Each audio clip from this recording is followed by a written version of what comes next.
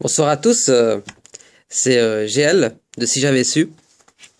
Donc si je suis là ce soir, c'est parce que j'ai pas eu le temps de faire un résumé pour le site, vous vous rendez compte? Donc j'ai dû improviser comme ça, donc une petite vidéo, j'espère sympa pour vous. Comme ça je pourrais un petit peu vous expliquer des choses que peut-être par écrit c'est un peu compliqué. Donc nouvelle publication avec toute la fin du chapitre 9.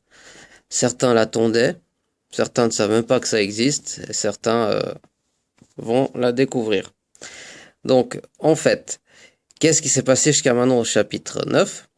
Donc, l'armée des Étaripes envoyée par Khazar envahissent New York, saccagent cette ville, conduit par le général Drazel. Donc, Fuji, hors de lui, veut intervenir avec Féline, car New York, c'est sa ville natale. Donc il intervient devant ce nouveau personnage inédit, général Drazel. Donc on ressent quand même dans les dessins la différence de puissance entre nos héros et ce général qui, euh, qui blesse instantanément Féline sans que personne s'en aperçoive. Donc il est extrêmement rapide. Euh, Tout ça pour introduire un combat pour un autre nouveau personnage qui s'appelle Nias. Euh, c'est un personnage, on va le considérer dans la hiérarchie de l'armée de Khazar. C'est un capitaine, donc il y aurait Khazar tout en haut, les généraux, parce qu'il y en a plusieurs, vous verrez dans la suite de l'histoire, et les capitaines, et puis tout en bas, les Étaripes, qui sont des soldats de base tout à fait prenables. Donc, Nias, le nouveau personnage, intervient.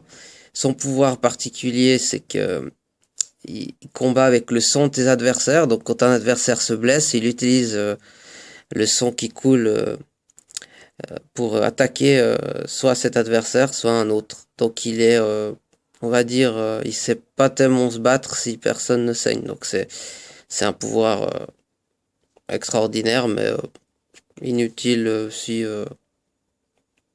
la personne en face n'est pas déjà blessée. Donc c'est à double tranchant aussi pour lui.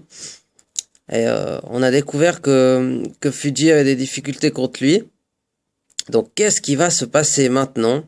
Vous le verrez en lisant ces nouveaux scans de Benoît, oui, notre super dessinateur. Donc je le félicite parce que ça fait 4 ans que je travaille avec lui maintenant et c'est vrai que c'est un plaisir et il progresse. Au début, si vous comparez nos premiers chapitres au dernier, on voit une sacrée qualité et différence par rapport à 2008. Donc, big up à notre Benoît, en espérant que ça continue bien. Et maintenant, à vous la suite de Si j'avais su, le manga.